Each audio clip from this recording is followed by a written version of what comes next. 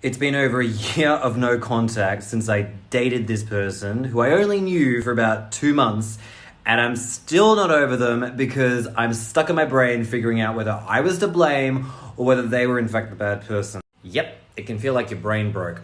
And it's also due to the cognitive dissonance because your brain, which is designed to keep you safe, had no understanding of what this was, so it jumps to the conclusion that you're to blame, when in fact you weren't. You just didn't know what you were dealing with. If you'd been more intimate with this person over time, as in they didn't run from you straight away, you would have seen this pattern play out over and over and over again, and then come to the realization that this is a pattern and it had nothing to do with you.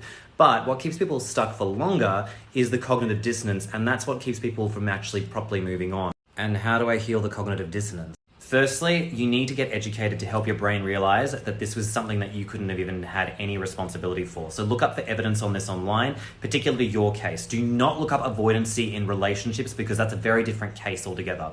Secondly, with regards to the cognitive dissonance in your head, you mentioned that you're debating whether or not you were to blame or whether they were a bad person. Well, let me help you out. Have that debate on paper. On one hand, write all the irrational reasons why you believe you were to blame, or even rational if you think that. Secondly, write why you feel their behavior was bad, and just write about it based on the evidence that you had and how it impacted you. Then you can come up with a conclusion at the end of that where you write down, I can see that I may have had my part to play in this, but they have hurt me like no other person.